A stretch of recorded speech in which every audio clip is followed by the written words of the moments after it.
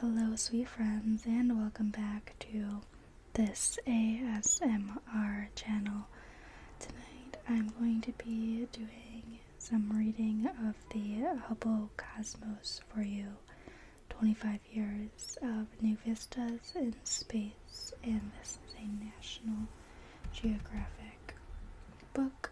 So if you need to go get yourself a warm cup of tea or get an extra blanket, just make sure you're nice and cozied up here tonight, friends, as we dive into exploration and look at these beautiful and vivid pictures through this Hubble Telescope. So here is our contents page. And then this is one of the first images in the book. It is the Horseshead Nebula, and this is a dark nebula 1,400 light years away, and it was observed October 22nd, 2012 to November 7th, 2012, and it says that this is a composite image of the Horseshead Nebula. This is M82, the Cigar Galaxy, and it is a starburst galaxy located in Ursa Major, and it is 12 million light years away, observed March 27th through the 29th, 2006. Forward. To make progress in astronomy, build better instruments. The plan worked well for Galileo in 1610, and it has worked for my generation too. For those of us growing up in the 1950s, Caltech's 200-inch telescope at Palmer Mountain shone as the pinnacle of scientific excellence. And when I was 8 years old, we went to our backyard on an October night to find Sputnik orbiting over Massachusetts. I had no idea that these events had anything to do with each other or with me, but that slightly ominous Soviet satellite helped spur investment in science in the United States, and I surfed that wave as a science nerd in high school and undergrad at Harvard. Then, as a graduate student at Caltech in 1972, I felt I had entered a cathedral when I used the Palmer 200-inch to observe a nearby supernova explosion.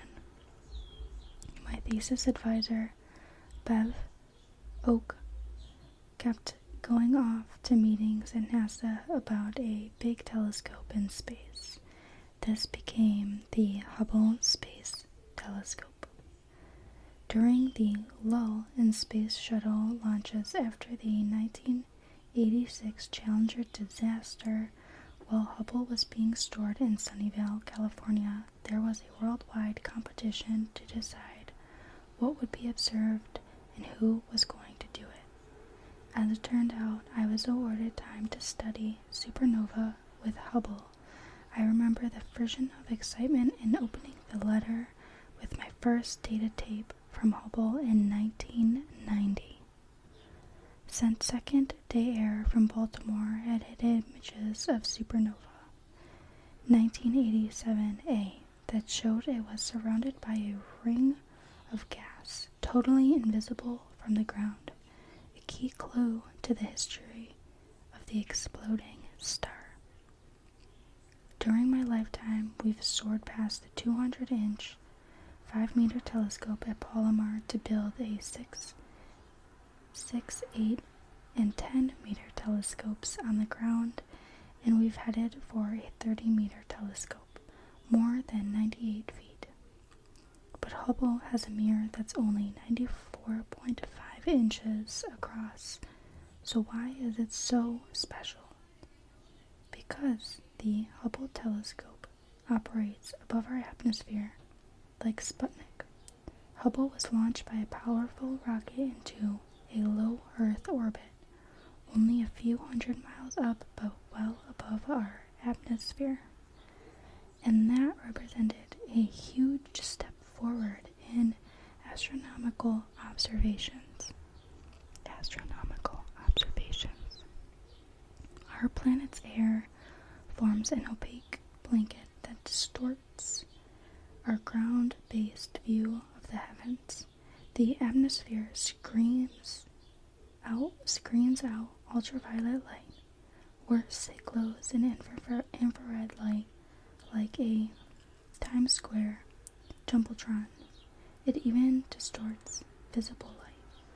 Blobs of hot and cold air make images of space seen from Earth wobble and smear. The Hubble Space Telescope avoids all these burdens. Launched on the space shuttle to an orbit 350 miles above Earth, Hubble transmits images with a sharpness of vision that is limited only by the laws of physics and the wavelength of light. It is 10 times better than looking through the wiggly air. The pictures in this book sizzle your retina, but you need deeper parts of your brain to understand what they mean. I hope it will ignite your curiosity about other planets that might harbor life, how stars form, live, and die, what galaxies are, and how invisible dark matter and dark energy rule the fate of the universe. These are astonishing ideas, but we need evidence to know which ideas are correct. The Hubble Space Telescope provides that evidence and opens the path for human imagination to explore the universe. And that is by Robert P. Kishner, Professor of Science, Harvard University.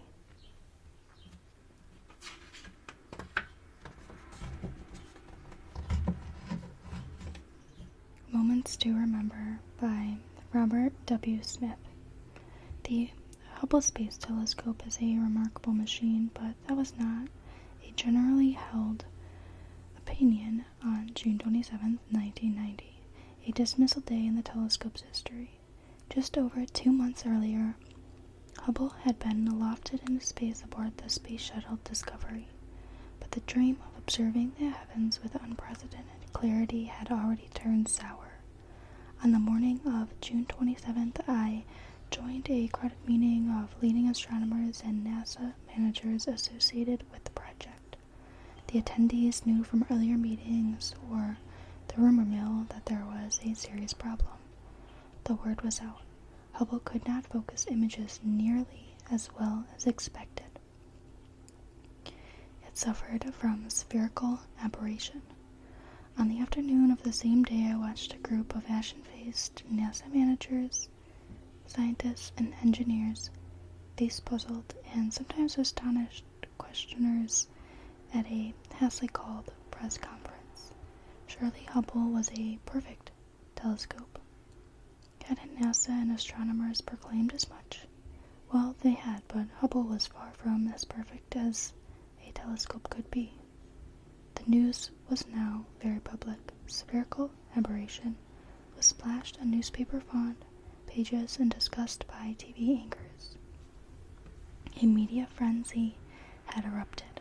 The telescope's patrons on Capitol Hill were dismayed and angry. One senator termed Hubble a techno-turkey. There was an editorial cartoon showing the telescope as a flying lemon or being given an eye test by astronauts in space.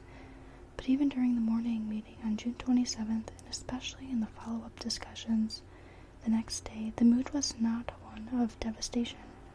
Rather, there was already a determination in the air to figure out what had gone wrong and how we were going to fix things. Hubble might be down, but it was not out. 3.5 years later, I attended another memorable news conference, this time to celebrate an impressively successful repair mission to Hubble by shuttle astronauts. Senator Barbara McCluskey from Maryland was one of the participants. She happily waved before repair and after repair star images taken by Hubble. The difference in the two images was striking, as was the mood in the room compared to on June 27, 1990's press conference. The trouble with Hubble, Miluski proudly announced, was over. As more astronomical results from Hubble began to flow in, the telescope was transformed from a national and international embarrassment to a symbol of technological and scientific prowess. It had certainly become one of the most significant machines ever devised for science, if not the most significant. Hubble's results also repaired and radically remade its relationship with the general public. Not only was Hubble enabling astronomers to write streams of scientific papers, but also images were regularly paraded and trumpeted on TV news broadcasts, and newspapers and news magazines, on t-shirts and coffee mugs, and in time on websites and social media. As there became more common, as image that became known as the fillers of creation proved to be especially powerful and an extraordinary game changer, it displayed a region of star formation. Two teams of astronomers exploited Hubble to make this determination. The emphasis here is on teams. The team that produced what other astronomers regarded as the most credible result was made up in 2001 of 28 members from 23 institutions. We will also examine a find as spectacular as the expanding universe, the discovery that the expansion is speeding up, that is, accelerating. This defied what astronomers had regarded as common sense. It was as unexpected as if someone on the surface of Earth lobed a ball into the air, and the ball, instead of arching back to the ground under the pull of gravity, shot upward at an increasing speed. Observations with Hubble played a crucial role in confirming the idea of an accelerating universe. Again, the astronomers who pursued these observations worked in sizable teams. Just as Hubble's astronomers had often worked together in teams, so Hubble itself often been employed as part of a joint attack with other telescopes, sometimes with other telescopes in space, sometimes with telescopes on the ground, and sometimes with both, on particular astronomical problems.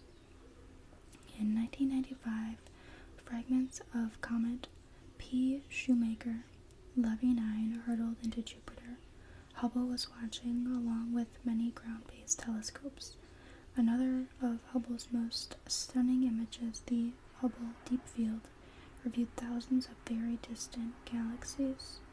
Once this image was published, tens of other telescopes were trained on this region of the sky as astronomers eagerly pressed to tease out its secrets. Hubble has also served as a scout for the New Horizons spacecraft that is speeding toward Pluto, hunting for additional moons and rings in order to prevent New Horizons plowing into them. The most famous telescope ever built, a celebrity, a tool to make the astronomical community, the most influential mediator ever between astronomers and the general public, a provider of data for the writing of thousands of scientific papers and often astonishing scientific findings. Hubble has been an amazing 25-year journey. Who, on the afternoon of June 27, 1990, would have thought it if at all possible? The 25 moments that will follow trace the operational life of the Hubble Space Telescope. We offer them as signposts that indeed answer the question and point to the enduring significance of Hubble in our quest to learn about the universe, the universe, the universe. So this is the star cluster in the Tarantula Nebula. It is a star-forming region, large magellanic cloud in Dorado, 100 60,000 light years away, and it was observed October 20th through October 27th, 2009. It says that the composite wide field camera 3 image a snapshot in cosmic time. These stars visible are a few million years old and will last a few million more. So you can see the star cluster here. That's really awesome.